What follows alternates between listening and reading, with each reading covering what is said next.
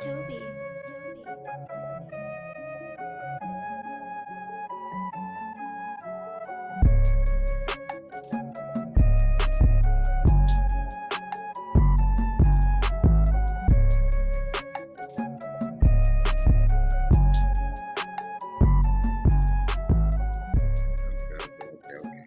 All right, we're making it through the week, baby. We're back with the N.y.a show after I get you right.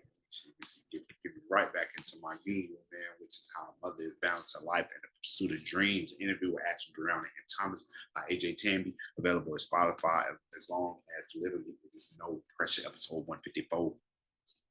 Peace_peace on Instagram. So you be sure to catch these links below. If you haven't been tuned into the show so far this week, please know that I talked about Josephine Wright winning beyond the grave. Rest in peace, rest in power to our grandmother winning from the grave. Be sure to check out that story if you haven't already, as well as the sad story about the beauty influencer Jessica Petway, who died from complications with stage 3 cervical cancer. Please, ladies, be sure to get yourself checked out. And fellas, even for ourselves, as we get older, we can be in the same type of condition. So if you feel any type of way with your body, fellas, be sure to get yourself checked out.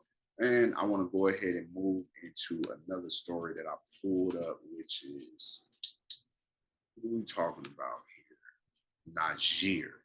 Okay, so as I've always said, the West has kept up relationships with Africa, which are to their benefit, as well as to Africa, to the different countries in Africa to their benefit. But it's coming time in different nations throughout Africa that are deciding to cut ties, and now Niger is the latest African country to cut ties with the U.S. military and other Western forces. This is by Sarah Mustafa, published on March 24th, in a swift move that has sent tremors through U.S. Foreign relations in West Africa.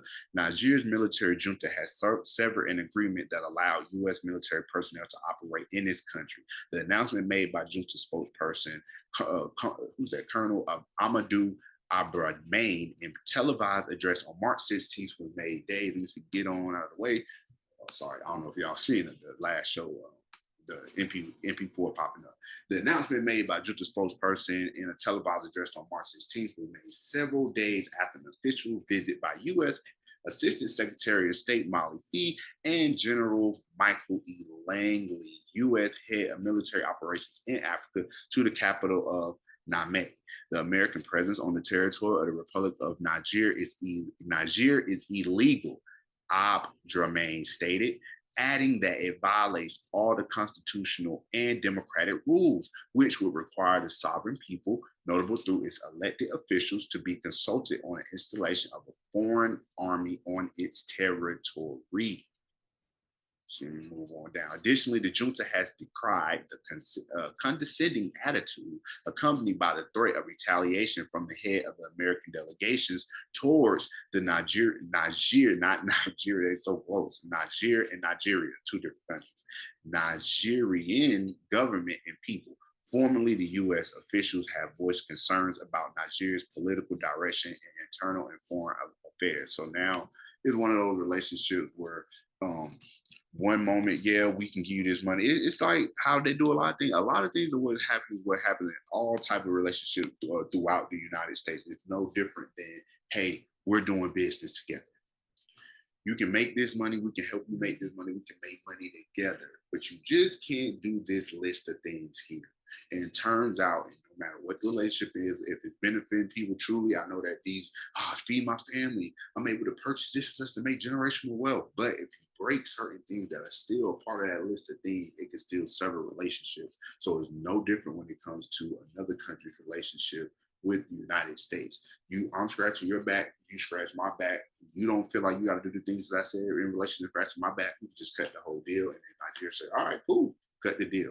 In a press briefing by the White House Press Secretary Karine Jean-Pierre from March 18th, the official touched upon the U.S. delegation visit to Niamey prior to the junta announcement and asserted that the U.S. goal was to explore how we chart a common path toward and forward, and our concerns about the lack of progress towards a democratic transition, operational consideration for us to maintain a long-term security partnership.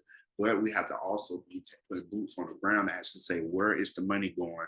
what are we actually doing towards the goal that we have here? The goal is not for everybody to be starving and not have this and new gangs popping up. The goal is for this to be, like they always say, to be a democracy. The democratic transition possibly alluded to Niger's internal politics and struggles from stabilizing its government affairs. In July of last year, military coup. Niger's military removed democratically elected president was removed, President Mohamed Bazoum, from office and replaced him with General Abdurrahman Tichani, a previous commander of the Nigerian Presidential Guard, a generous donor of humanitarian aid and longtime executive of anti-terrorism operations in Nigeria. The U.S. deemed the coup illegal.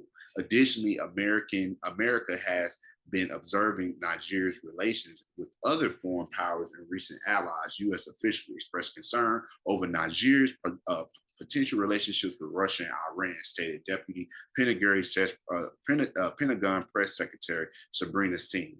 However, the scrutiny was ill received by Nigeria's new leaders, which became part of a rationale in a decision to sever military ties with the U.S. by asserting that Nigeria regrets the intention of the United American delegation to deny the sovereign Nigerian people the right to choose their partners and type of partnerships capable of truly helping them fight against terrorism.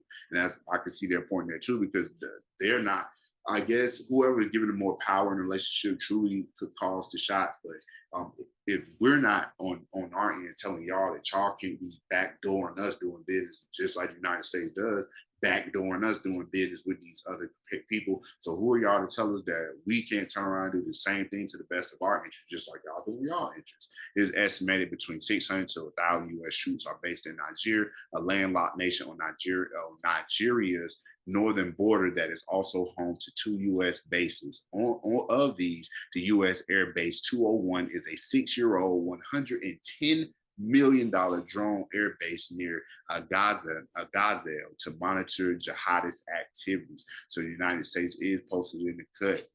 See, there's Niger and then there's Nigeria.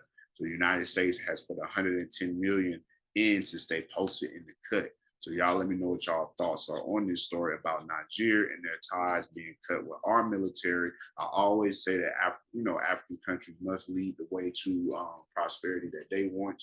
That is their thing to deal with. But I must also say that we have to also, if you're cutting ties with the United States, please let these other nations that you're working with truly be working to heal the country and make the country a superpower.